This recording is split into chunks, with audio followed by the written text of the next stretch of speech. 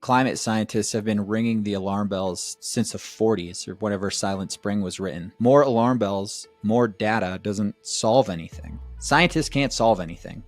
I mean, maybe that's a provocative statement. They can tell us what's wrong, but money makes the world go round. And unless there's private sector business models that make money solving environmental problems, nothing will happen.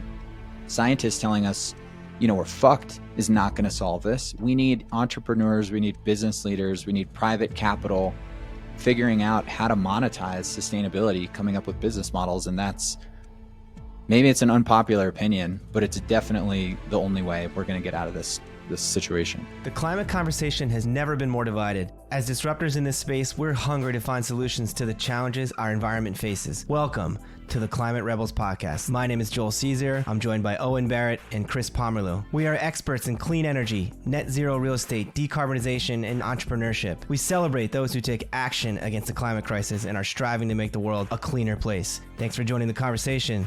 Now, let's get to work. Welcome to the Climate Rebels podcast. Today, I will be interviewing our guests, myself. So my co-hosts, Chris Pomerleau and Owen Barrett, will not be here as hosts. However, our guest is Owen Barrett, our usual co-host of the Climate Rebels podcast, and my business partner and founder and president of our company, Rayven. We thought it would be interesting to bring Owen on as a guest, learn about his background, hear all about his success as an entrepreneur and his failures, which was fairly cool to dive into. He was a great guest. He's my friend. He's my former surf buddy. He has a wealth of knowledge about sustainability and entrepreneurship in a way that I don't know anyone else who does. He's an impact entrepreneur to his core. He tells some great stories about how he had failures to the point of living on food stamps and almost having to move home from California with his tail between his legs with a failed business entity. But the stories of overcoming adversity, getting to the brink of failure and iterating and finding solutions and being scrappy, and to the point where he became a millionaire with a clean tech real estate idea, I think is going to be fascinating for our audience to learn more about. So couldn't be happier to have Owen as a guest. But before we get into all that, let's dive into a segment we call Is That Comment For Real? So we're going to bring Owen back in his hosting capacity here. And we're going to talk about one of our company's LinkedIn posts that generated some interesting commentary in the comments section from friend of the company, friend of the show, Paul Rabinovich, really great impact real estate investment thinker and doer. We love him, but let me tee it up and then we can get to Paul's comment. So the company on LinkedIn posted about an article from McKinsey called Building Value by Decarbonizing the Built Environment. And in our LinkedIn post, we said, who are the forward-leaning real estate players referenced in the piece? So it's a cool article. Anyone should go and look at the McKinsey article because it's got some great details. But we thought we'd ask a provocative question because they referenced this generalized term of there's real estate players out there that are forward-leaning. And we, being the Climate Rebels and behind the company Rayven, our business model is very much motivated by the idea that we don't think there are enough, if any, forward-leaning real estate players. So we provocatively asked this question, who are they, McKinsey? And Paul, in the comment, he likes to get a little sassy sometimes when we call out the big shots, which is cool. Happy to have your input, Paul. But he cites a couple of the companies that he thinks are doing great work, also leaning forward, and says, you are not the only ones leaning forward. So Owen Barrett, you're no stranger to calling people out and maybe refuting some claims of impact real estate. So what's your response? So I want to say two things first. I think one of the things that we've lost as a society is the ability to disagree and have arguments and still be friends. So all of this is said in a friendly manner. We love Paul. He's provided great advice, but I do think you need to be able to disagree with people. The second thing is, I think the reason for me that greenwashing is so frustrating is because it gives a false sense of hope to people that are not in the weeds. And what I mean by that is if you're the average American that's concerned about climate change and you see some bullshit headline about some bullshit real estate company being net zero, you're going to think, oh, this is great. This real estate company is net zero. We're having a chance against climate change. All of this is going the right direction. The big companies are doing it. They're going to save us. They're going to save us. Government's going to save us. 2050 pledges are going to save us. But if you take the time to read the reports and understand what they're saying, you will lose all faith in these big companies. And so I want to talk about 4 specifically that Paul mentioned. First one is Kilroy. Their 2021 sustainability report. They are net zero. Great. Congratulations, Kilroy. However, only 3.3 of your total portfolio energy consumption was generated from on-site renewables. 3.3% is basically zero. You have millions of square feet of roof space, millions of square feet of parking lot. Install renewables. Like, to me, carbon offsets, there should be a disclaimer when you say you're net zero with carbon offsets. It's just not the same thing. So I don't put a lot of credit in Kilroy. I'd love for them to come on the show and tell me I'm wrong, but not a big believer in their sustainability report. ESRT. I know people at Kilroy, so I'm sure they're going to love to come. Let's get them on. Let's get them on. ESRT, Empire State Realty Trust. According to their website, they're carbon neutral by supporting wind energy projects for electricity and 9,000 acres of forest for non-electric usage. That's great if it's true. The problem is when you click learn more on their website, it takes you to a dead page. So they're making these awesome claims with kind of wonky offset projects. And then you can't learn more if you want to learn more. So to me, that's suspicious at best. If it's true, great. If it's not, then, more greenwashing in the industry, which is nothing new. Hines is the next one. Hines was the worst of the bunch. Their sustainability report said that they're going to analyze electrification. I'll save you some money, Hines. Electrification works and it helps you decarbonize. Just do it. Stop analyzing it. Like, why even put that in a report? So Hines, love to get you on the program too. Come on. And then partnership. I know people at Hines too, so they're going to love this. 4 partnership. Well, this last one. So they shouldn't even put their sustainability reports on their website. You can tell. I mean, these things are, designed to the T, super professional looking. They're spending a shit ton of money on designers and writers. Put that money into projects because your report has no specifics about anything. It's super vague with future looking promises with no data on how you're going to get there. Just spend the money on the projects. Don't put out the report. I mean, it's this over and over in the industry. And as someone that actually cares about making progress, I think it's doing a disservice to real estate as a whole, because as people find out that all these promises and pledges are full of shit, they're going to lose faith in anything that they read. Well, let me play devil's advocate a bit here. I'm no stranger to calling people out too. I don't mind it, but we've been in the shoes of, we are in the shoes. We own real estate. We've made promises to investors on certain deals, and that contract is signed and promises have been made. And business models need to be executed as those promises were made. That's how real estate works. So I guess let's, like, for Kilroy, 3.3% of their on-site or their energy is on-site renewables. To give them some credit, right? It's probably they've got lots of real estate that was raised. The money was raised years ago, decades ago by banks, institutions. Promises were made. They can't just go and say, oh, now we're going to use money that's in that budget for reserves to add solar, because that could hurt the return that were promised.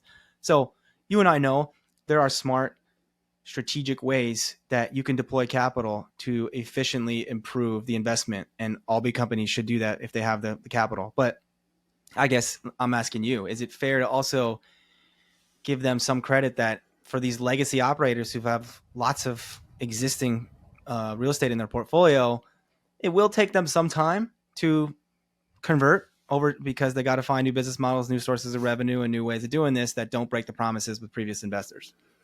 I think it's fair that these things are going to take time. I think what I have beef with is how you position where you're at today. And if you're going to go down the rabbit hole of carbon offsets, you have to provide the data that those offsets are real. Otherwise, they're useless. I mean, we've done the exercise of saying, if I ask Kilroy, why are you guys claiming net zero? mainly the majority of which 97% being carbon offsets. Like, why are you doing it? I guarantee you the answer is it's cheaper and it's easier.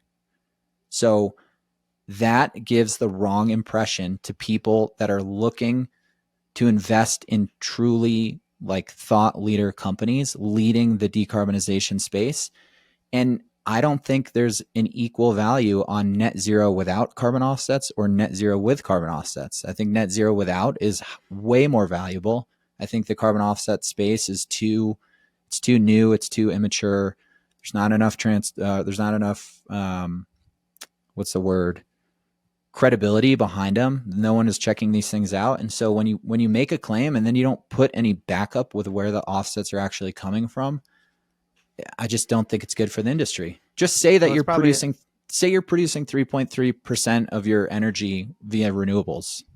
That's great. Probably where we are. It's a moment in time. They're big companies. They got to access institutional capital. They got to use the acronyms and the buzzwords in their annual reports and on their website so that they can get that capital. And we've talked a lot. We will continue to talk on this website about how that's problematic and how those entities on the back end, the big pension funds that are working with these huge real estate companies, that you're all part of the problem because you're thinking you're deploying impact capital because you're a pension fund who says you have climate goals into what you think is impact real estate because they put net zero on their website, and it's not the impact we really need for the climate. And there are other places to put that investment that could be better. And that's why, like you said, the challenge here is we're not trying to call people out to call people's out sake. It's to ensure that this industry can continue to grow positively into the climate neutral industry it could and should be. Yeah, I think one more point is, like 5 to 10 years ago, there was a lawsuit against Fiji Water. Some woman sued Fiji because she said she'd been buying Fiji for years and years and years because they claimed that they were carbon negative. It turns out that they weren't carbon negative, but that they would be carbon negative in the future if they, implemented everything that they wanted to. And the judge sided with the woman and said, you owe this lady millions of dollars because you've misled her. How are these real estate companies any different?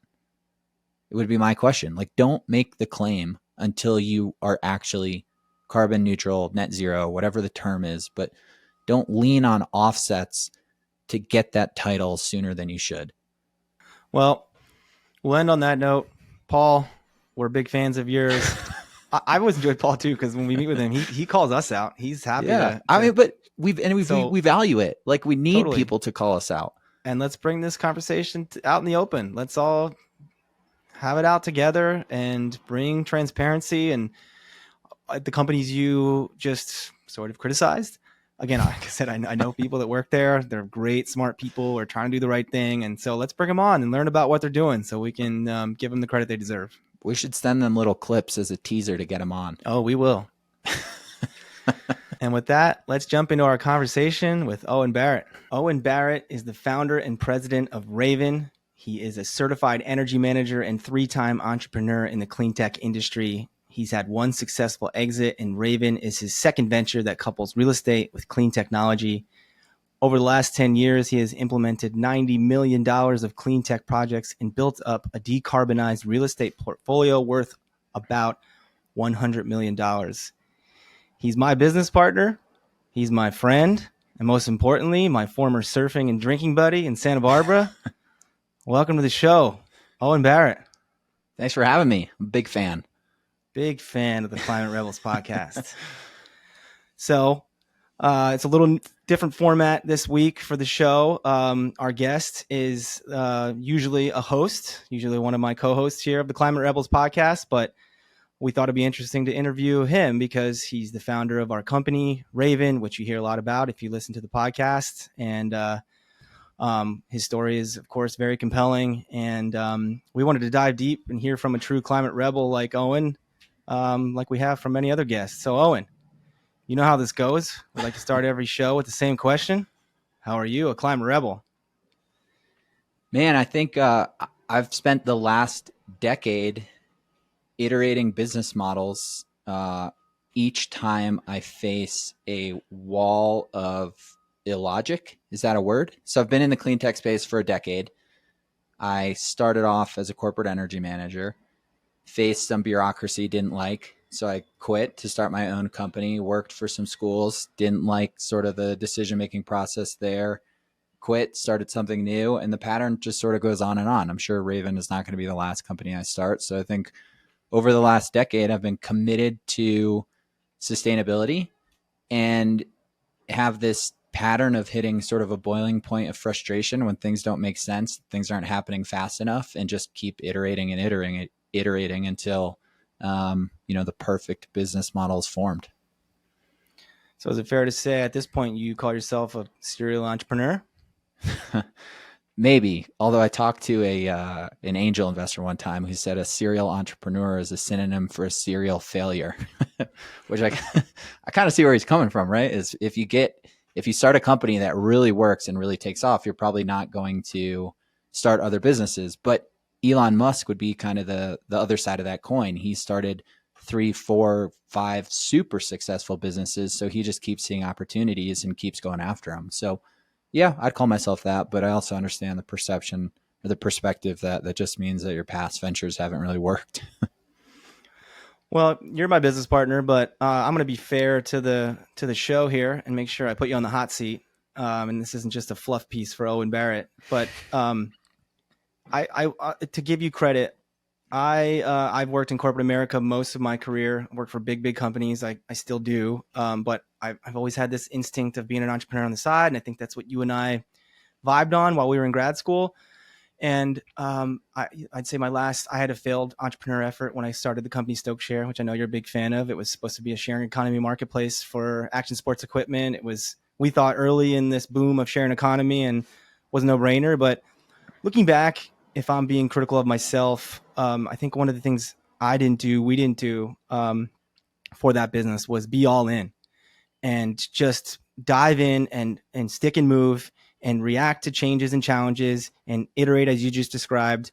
I think there's flaws in that business model. There was a lot of companies that were trying to do what Stokeshare did that never made it. So maybe if I could make an excuse, maybe that just wasn't the right choice of a business model, which is part of the entrepreneur's job. But I'd say since working with you on ZNE Capital, which we're going to talk a lot about, and now that's evolved into the company Rayven, which we're both very much involved with together, I've learned a lot from you watching you as an entrepreneur. It's been evident to me, oh, this is what an entrepreneur looks like. I mean, sometimes you do things and say things in meetings and I'm like, he doesn't know that. He's just saying it.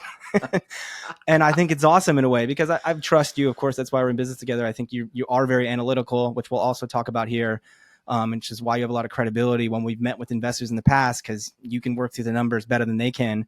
But you also are willing to put your neck behind something you haven't totally figured out yet, which I think is probably necessary for all entrepreneurs. So Yeah. tell us more about where that mindset comes from.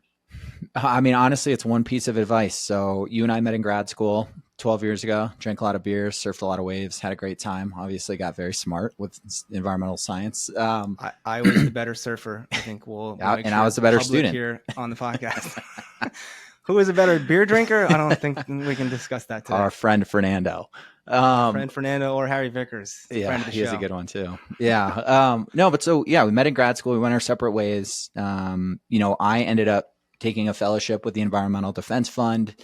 Loved it. Worked with Oberlin College to help them kind of develop their energy management plan.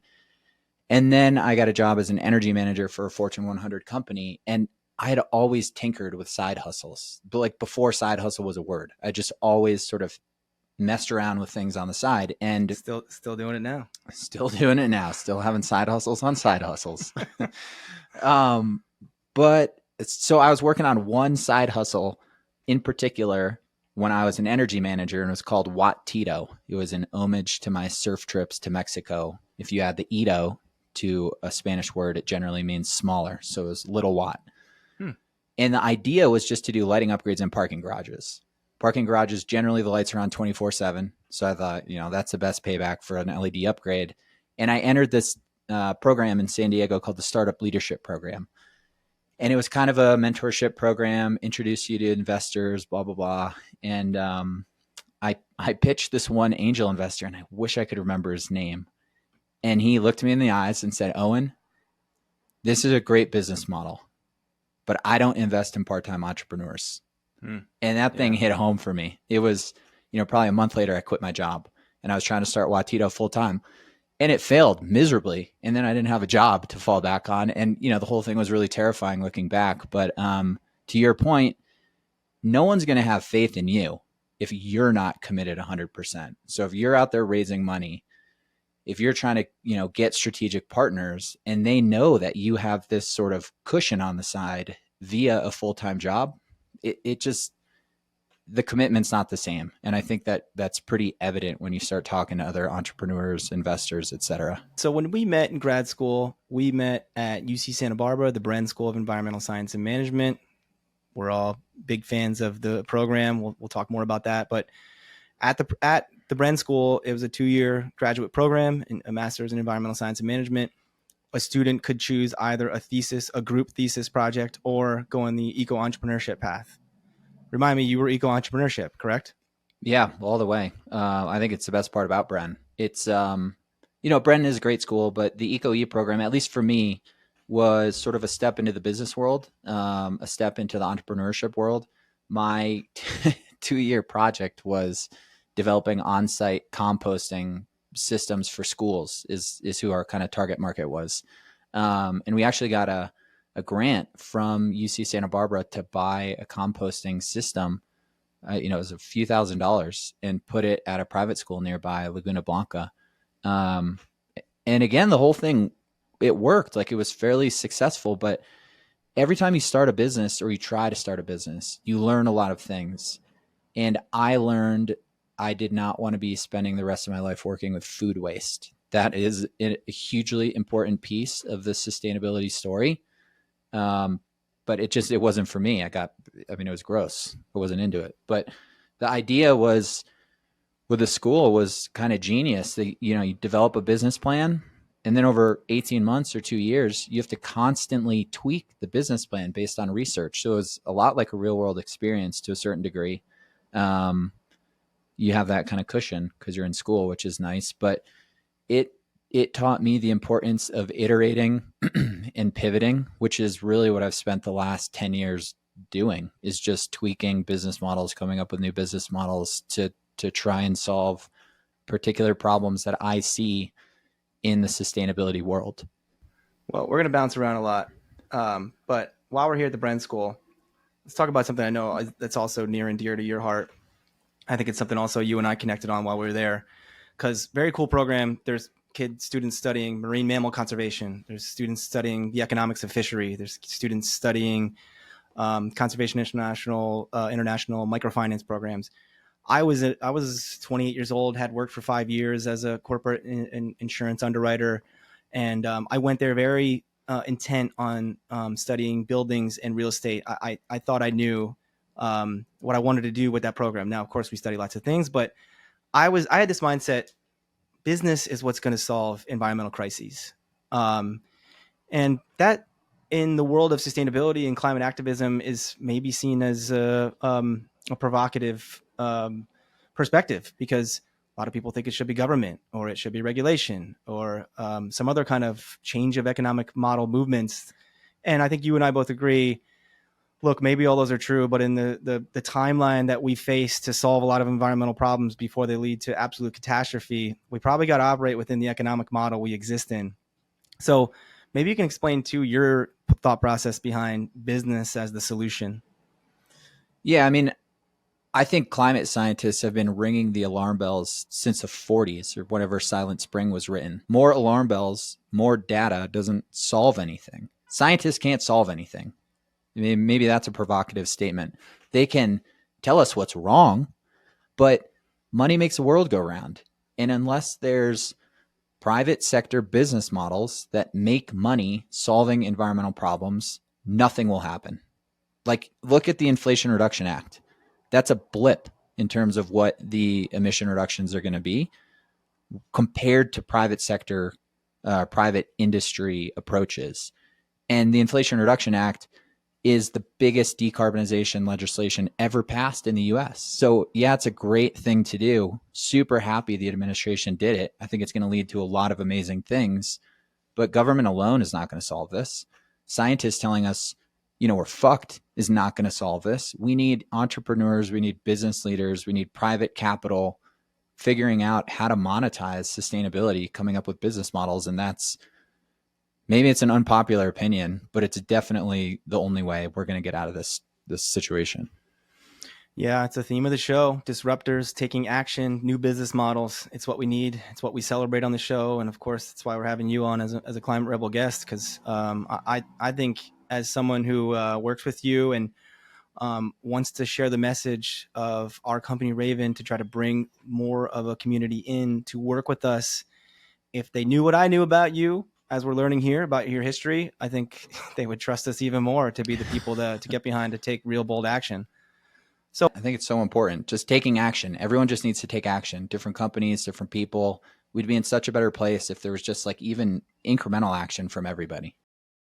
Yeah, less talk, more action. It's interesting. The social media piece that we created off of the greenwashing bit we did, where you said sustainability nerds are preventing as much progress as climate deniers. It's gotten a lot of attention across our social media platforms. So it was provocative. I think it's something I love about talking with you and listening to you, is that you're not afraid to say things that might be provocative. But I think it needs to be said. If we sit around and analyze the perfect solution forever with scientists and sustainability nerds and nobody takes action, then what are we doing? I'm a self-proclaimed sustainability nerd, so I'm allowed to call myself out in my community. As am I, right? Yeah, I mean, of course. Look, there's never going to be a perfect solution. We can't sit around and wait for perfection. I see that shit so much on social media. Like, oh, EVs aren't perfect or solar's not. Yeah, it's not. Well, what are you going to do? Sit around and drive an internal combustion car forever and just keep getting electrons from gas-fired power plants? Because those aren't perfect either. Like, well, I don't understand that argument, but man, it gets me fired up every time I have it. They'll wait for the rare earth mineral that we can mine without any environmental impact at all. Yeah, it's like that NASA going to that asteroid that's worth, $5 trillion or whatever. So that's going to be our silver bullet for climate change. All right. Now let's transition from Bren, grad school. We had a great time. Did a lot of surfing.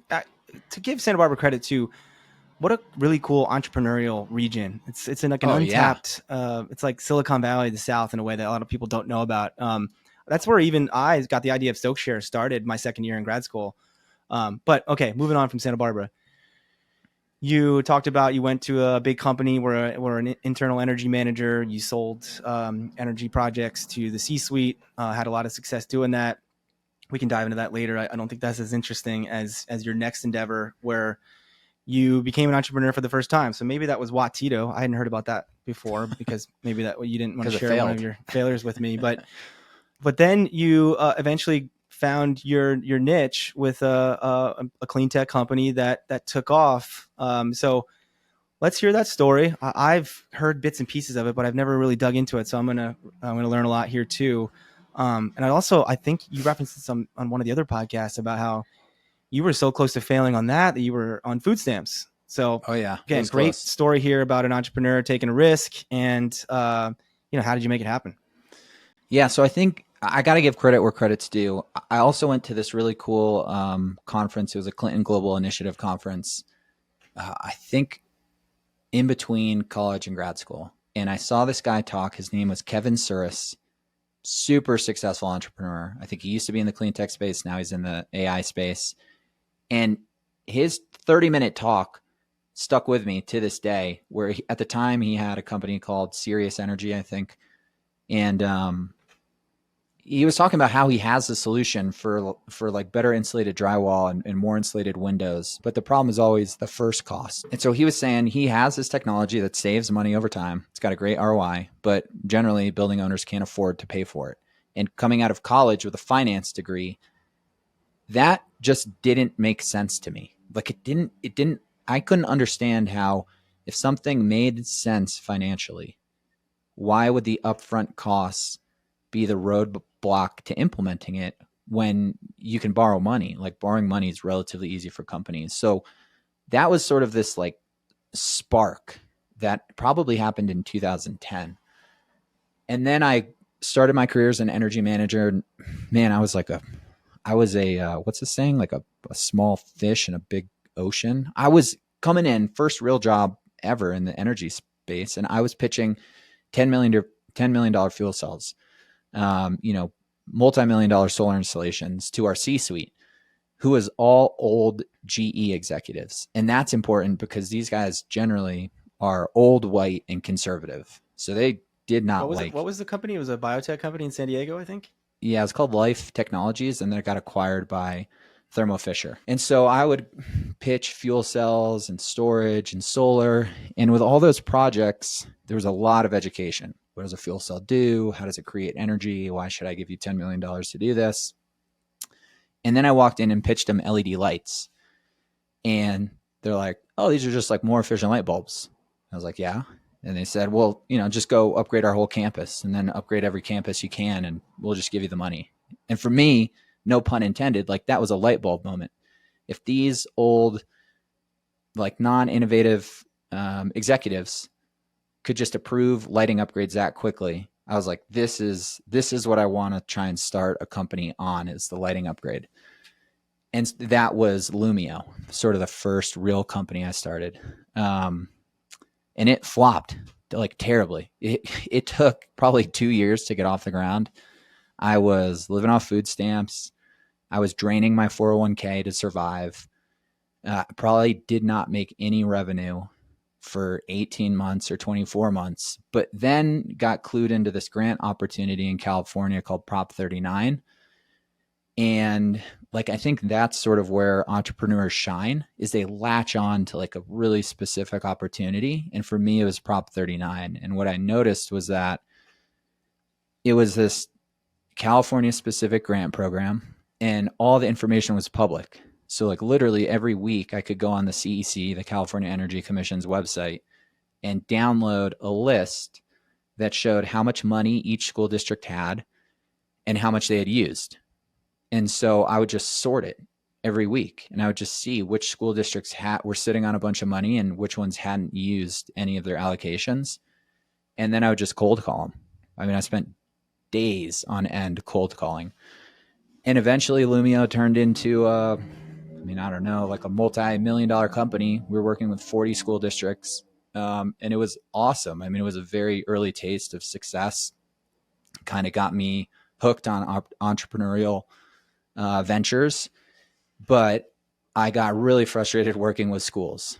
And so after probably 3 years, I sold that company to my partners.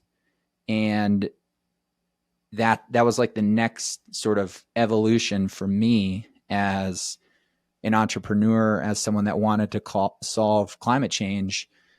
It was seeing how slow schools moved. And even when they had free money, they were still slow to move and slow to make decisions. And so that's when Prop 39 was incentivizing solar and energy efficiency. So it was a crazy program. Pre Prop 39, if you ordered like a pair of shoes from Zappos, there was no sales tax on that order. Bringing an outside retailer's product into California, there was no sales tax. Governor Newsom said, we're going to apply sales tax to all products shipped in out of the state and put it into a big bucket called Prop 39. I think it was $500 million a year. And all of that was allocated to public school districts for energy efficiency and renewable energy. So it could be anything: lighting upgrades, HVAC, solar, really anything. And to your point about kind of faking it till you make it, the reason that Lumio grew so quickly is we started as a lighting company. Like, I was selling schools lighting projects, and then they would say, oh, this lighting project turned out great. Can you do like solar? I was like, of course we can do solar. Never done solar ever. Like, I'm an expert in solar. I'll do $1 million solar project. No big deal. And then how to figure out how to do solar. So then we started doing solar for all these schools. And then a school said, can you do a HVAC upgrade? Of course we can do HVAC upgrades. We've done a ton of them. And then figured out how to do that. So, like, project management is project management. If you know how to implement a lighting upgrade, you can implement solar. It's not that hard, but it does take some courage to promise something that you've never done before. And I think you need the ability to back that up. You have to be able to follow through on those promises, or else you're an asshole. But if you can follow through, then you're, just business savvy. Well, it's a great message to any aspiring entrepreneur. 18 months, 24 months on food stamps, on the brink of failure, kept pushing, kept innovating, found an opportunity, reached down deep to learn about the niche, executed, right? That was the key. It was your first big opportunity. You were about to go out of business. You were about to be back in corporate America. I was about to move home. hmm. That was like plan B. But you executed. And that execution, of course, you wanted to make a lot of money and build a successful company. But that allows you to now become an entrepreneur into the future, because I've seen you in a lot of the meetings tell these stories and give trust to anyone who's going to invest in us or work with us or partner with us to say, I've done it. I can point to this over here. But if you don't put your balls on the line to make something happen, then you don't get to tell that story. So I think any entrepreneur has to know that that's what it's going to take. Yeah, it's not only that too. It's the story of I've done this in the past, I can do it again. But it's also that one opportunity gave me sort of this financial independence, I guess you can call it, where now I can pursue anything I want to, which is like the greatest gift I personally can have, because I come across opportunities all the time, and it takes time to monetize ideas. And now I'm in a position where I can do that, like with Rayven, like with ZNE, like with all this other stuff that I have kind of cooking in my head. It was that first win that like laid this foundation of being able to do it for the rest of my life. Well, we want to celebrate entrepreneurs. I think even for young environmentalists or sustainability professionals, I can tell a similar story about when I was working for the city of Santa Monica. So working for government, I wasn't an entrepreneur, but I was in the sustainability department advising on green building policy, on green building strategy, working with private developers on education, on making sure they were aware of all the incentives the city was trying to deploy to meet our very ambitious climate commitments. And we were building a city-owned building that was going to be an extension to the city hall. And people who might know about Santa Monica, it's a very aspirational, progressive state. It prides itself on being one of the most sustainable cities in the world. And there was a chance to go work on this building. And so I took kind of a risk in my career to say, I want to go work on the project. I'm going to go to the architecture services division instead of sustainability. And I want to help deliver the project with my construction background. And then there was some turnover in the leadership of that project. And I found myself at the age of 32, never having led a development project, being the owner, making all the decisions about schedule and budget, leading an $80 million, one of the world's greenest buildings in the city of Santa Monica through design, entitlements, and construction. I didn't know what I was doing. I found some people who believed in me. And to this day, like you tell the story of Lumio, and that allows you to be a successful entrepreneur and get more opportunities, that has opened so many doors for me. And to this day, as we market our company Rayven, I get to say I built the world's greenest building. But it wasn't easy. It wasn't simple. I don't think a lot of people sitting in the Office of Sustainability would have said, let me leave that group and go build a building that I'm not really sure I know how to do. So, man, maybe there's a lesson here for anyone who's aspiring to take bigger leaps in their career, specifically in entrepreneurship or sustainability, that you got to fake it till you make it a little bit. You got to believe in yourself, and you got to put yourself out there to do something you're a little uncomfortable with. And if you execute, that'll open amazing doors for you in the future. Yeah, I think that's so important. I think whether you're an entrepreneur or an intrapreneur or just a regular employee, you're not going to advance if you don't take risks. You have to. Yep. And what's the worst that's going to happen? Like nothing that bad. Maybe you get fired. All right, fine. Go find a new job. Like at least you tried. And now you know what it feels like to fail. You're not really scared of it anymore. You're going to try it again. And you have to say, I know how to do something that maybe you don't. Yeah, exactly. You got to fake it a little. All right. So let's transition to you having this exit. I don't, we might have different versions of the story. So let's see if we can match our timelines. We were at a wedding together for our friend Fernando in New York. I don't know, 2017, 2018.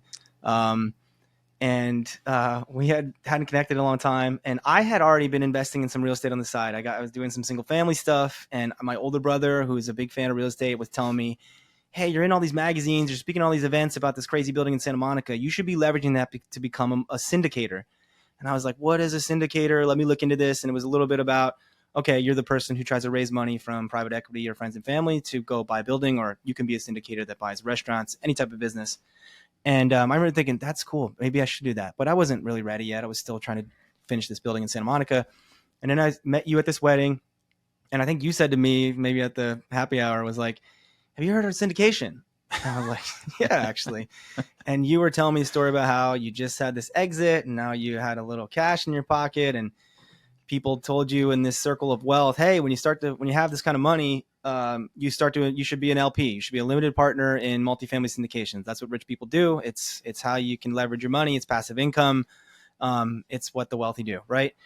And you were starting to tell me the story of, I'm doing this as an LP, as a passive investor, and I'm witnessing the dysfunction of these traditional multifamily syndication sponsors who aren't seeing this crazy opportunity right in front of them to use clean energy, solar, energy efficiency, all the things you and I know very well, to enhance the investment. So this really cool business idea, fairly simple, based on an ancient business model of multifamily syndication, raising money from some people to go buy an asset and improve its performance, was there to add clean tech to and really tell a crazy, cool impact investment story.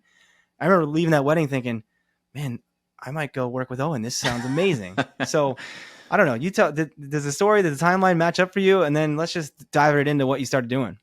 Same story, but I remember telling it to you. I remember you randomly calling me like out of the blue. We hadn't talked for 3 years. You just called me. I was, at the time, my wife and I owned a van and we'd take these big summer trips. And I thought I was coming back to San Diego at the end of a trip. And you're like, hey, what are you up to? And I said something like, I'm trying to raise $2 million for my first syndication.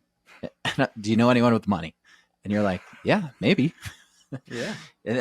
So very similar. I don't have any, but I might know some people. Yeah, exactly. But I think the important thing with that story is, before starting that idea, which turned into Zero Net Energy Capital, ZNE Capital, I had tried to start something called Value Add Solar. And, That's right. my bio, you said you're a 3-time entrepreneur, which might be true. Like, I'm a 3-time successful entrepreneur. I've started 3 companies that have worked. I've probably started 15 companies, but 12 of them have failed. And Value Add Solar is one of them. Yeah. So I had this hunch. I invested as an LP into a deal. Just happened to be a master meter deal in Texas. So 1 electric meter. The owner paid utilities, was like $250,000. And I just asked the sponsor, what are you guys doing about energy costs? And he said nothing. And I was like, that doesn't make any sense. Let's educate the audience a little bit quick. Sponsor is the group who decides we're going to create the business that's going to go buy a building. So we're the managers of the new business. They're the sponsor. And then they're going to try to attract investors who will become the limited partners.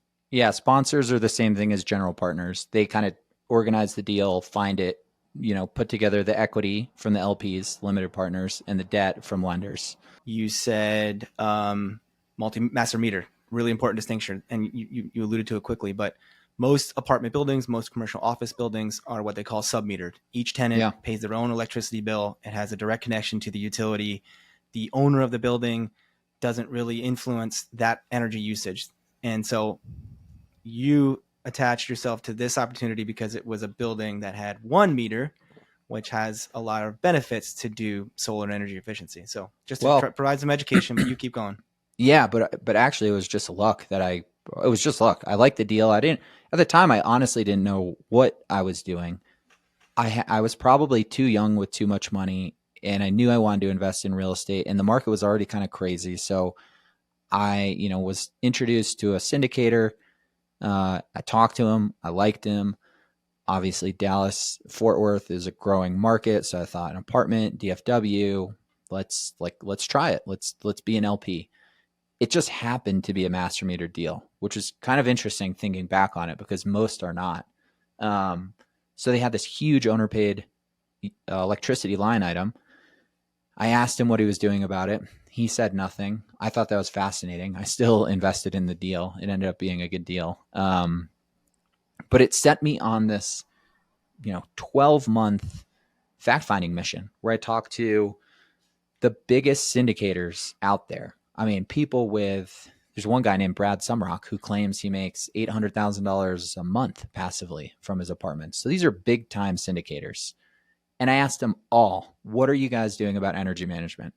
They all said the same thing. Nothing. I'm not doing anything. It's just overhead. Just grow 3% a year. Yeah. Like, not a clue. And I was just like, how is this? This doesn't make any sense to me. So I tried to start value add solar. The idea was not to own the real estate, but to partner with the people owning the real estate and just show them, if you invest $1 million solar system, when you sell that property, the value that solar creates will generate $2 to $3 million in additional sale proceeds. And I must have pitched 100 different solar deals, and I didn't get one, not a single one. I had a couple people that were like on the fence, but for one reason or another, they never went through. And rather than think I was a shitty salesperson, which could be true, I decided that the problem was I'm not the owner of the building. I can't drive the decision. I need to figure out how to own the building. And that was sort of the origin of ZNE Capital. I can't convince other people to do it, even though it makes all the sense in the world. If I own the building, I can do whatever I want as fast as I want. So let's go figure out how to buy buildings. Joel, help me raise $2 million. And it's something I love too. At that time in my life and my career, I was experiencing similar frustration in the jobs I had. I worked for a major construction company, Skanska, internal, trying to sell them to do better things for sustainability, could show them all the economic analysis possible that was right in front of their face as a easy choice, at least in my mind. Couldn't convince a lot of them. I spent some time as a green building sustainability consultant, again, convincing owners, developers. Worked at the city of Santa Monica, met with a lot of really big developers. City of Santa Monica is some of the most expensive real estate in the country, and they had to work through me to get some of their entitlements done, and amazing conversations with some of these really smart, accomplished companies that just weren't willing to do what we thought was pretty obviously simple to reduce energy, save money, improve the long-term investment of the asset. And so I was having a similar mindset, like, I don't come from wealth. I'm not connected through Wall Street friends and private equity, but man, if I can figure out a way to own these buildings, this would be the way to have not only huge impact, but provide a better financial future for myself. So another, I think in the world of entrepreneurship, you and I meeting at the right time in the right place as we were having the same frustrations and had all this expertise growing in our career was really the perfect storm. Oh yeah. So much about entrepreneurial success is timing. You could have the right idea at the wrong time and nothing will happen. But if you have the right idea at the right time, that's when the magic happens. And I think, I think we were 7 years ahead of everybody else with ZNE Capital. I mean, our boy Tom Steyer is now doing the exact same thing, the exact same business model, getting all this publicity for it. That's great. Like, I'm glad for the guy, but yeah, we've been doing this for 6 years, bro. Like, come on the podcast, talk to us. We're the upstarts. You're the money. It's easier for you. Come support the rebels. All right, so ZNE Capital. Let's go there. We started it. We found some friends and family with some money, enough for us to buy our first building. Had some great early sales pitches to tell some of those folks why they should believe in us. So we can maybe dive into those stories at a different time because we got a lot to cover here. But yeah, we bought the first building and then we bought a few more, and it was working, right? The thesis, hey, add solar and incorporate it into the CapEx when you're negotiating the financing. And there's all these very magical things that happen to the finance of the long-term project to add value, worked. And so we were 1-2 years in thinking, this is going to explode. This is impact investing. The returns are there. We're showing proof of concept. We're building a track record. We're really smart people. Let's go talk to all these big impact investment entities out there saying they want impact. They love real estate. They want sustainability. We're in to make money and also save the planet. I'll let you take it from here. How did that go? Not good. And I said the same thing. I always say the same line, and it's that institutional impact investors are full of shit. I have gotten called out a couple of times for that. And I do think I need to walk it back and be more specific. There are a lot of authentic, genuine impact investors in affordable housing. I think that is one area that's pretty legitimate. However, we were pitching a lot of supposed institutional impact investors in the sustainability, clean tech, decarbonization space. Those people are all full of shit and they're not creative. So the problem that we ran into was the return profiles that they wanted are just, they're unachievable. They're, I don't want to say they're unachievable, but they're not impact. They're 20 plus IRRs. To me, that's not impact. I think to the impact investing industry, a 20 plus IRR is not impact. The other thing that just astonished me is we couldn't get these supposedly sophisticated investors to understand that a decarbonized real estate investment is a clean tech investment.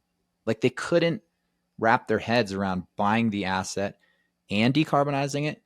They just wanted to like invest in the solar or invest in the energy efficiency. And we know from personal experience that model, there's bottlenecks all over the place with the sales process. So the model was working. Like ZNE works. I consider it a successful company, but we ran into problems with our equity partners and just inauthenticity in the industry, a lack of creativity in the industry. And so that's then the sort of the genesis to Rayven. It's how can we raise money differently? How can we raise money from people that are more aligned with us? And I think hopefully, Rayven's going to be really successful, but I think we'll look back and be like, man, that was such a smart move. Like shifting from these institutional players to retail players, I think is going to go down in our history as a really good idea. Well, too, before we dive into Rayven, I want to tell at least one of the stories. We were looking at, I think, one of our Dallas deals, and we did our typical underwriting, and you very intentionally underwrite conservatively the way real estate investors want you to. You don't take guesses about some future anticipated value that clean energy on a building might have. We don't take incentives or utility programs in account. We try to be very matter of fact. This is the cost of solar. We can do it really efficiently because we're good at it. And this is the energy it'll save. And these are the economics of the project. And there's kind of a sweet spot. I'm going to generalize, but on the Dallas deals, it's if we cover the building with solar enough that we can cover 50% of the annual energy usage, then that's like a sweet spot of that actually improves the investment compared to no solar at all. So it's a good real estate deal. We add the 50% of the usage that makes the returns better. But then we would say, look, there's a lot of room on this building. We could do 100% usage, cover 100% of the usage with solar, meaning they would be a net zero energy building. And the returns might go from instead of 18 to 25% to 12 to 15%. And I remember being in one of those meetings, seeing you going through this pitch, being like, this is a no-brainer. You can do net zero, and we're going to give these guys 15%. It's going to be the first net zero energy multifamily conversion in the history of the country, and you get 15% return. I'm like, this is it. We're about to blow up. And they were like, no, we just would rather have that 18 to 25 and do 50%. Stick with the 50% net zero thing. Yeah. And that was for you and I, like, okay, this isn't going to work. No. I mean, it's not. And I think it comes down to what's the spirit of the company. If we wanted to be one of our fellow greenwashers in the real estate space, I think we could have stuck with that model and just done it, taken the other 50% with carbon offsets. But that's not what the world needs. The world needs actual impact. And for us, that means real net zero projects. And the only way to do that I can think of is with retail investors that actually give a shit. So I think the pivot from where we want to take existing buildings that operate off of fossil fuel generated utility energy. We want to add enough solar to the rooftop of that building that it generates more clean energy over the course of the year than it uses. And it's pretty simple in a way, but it's also no one's doing it, at least on existing buildings. And that's what we thought was the really niche opportunity here, the novel opportunity. And so net zero, we're going to talk a lot about that. We've talked a lot about it on the podcast, and we're going to continue because it's a core tenet of our business model at Rayven. But yeah, let's go to the next step. So we're tired of dealing with banks, impact investors, institutional investors, private equity, family offices, all of our partners that invested in ZNE. Thank you. We love you, and you helped us get off the ground. And we're going to continue delivering profitable real estate so we meet our expectations that we promised in the contracts that we signed. But we got bigger dreams, and we have bigger plans. We have huge, ambitious goals to take on all of these multifamily operators and show them there's a better way, there's a different way that's not only better for the planet, it's going to be better for the long-term investment.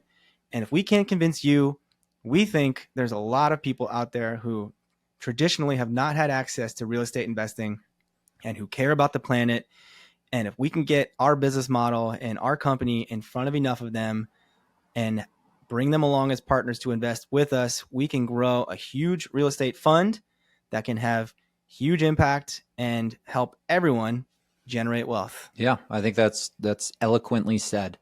I think recent surveys show 2/3 of Americans are concerned about climate change.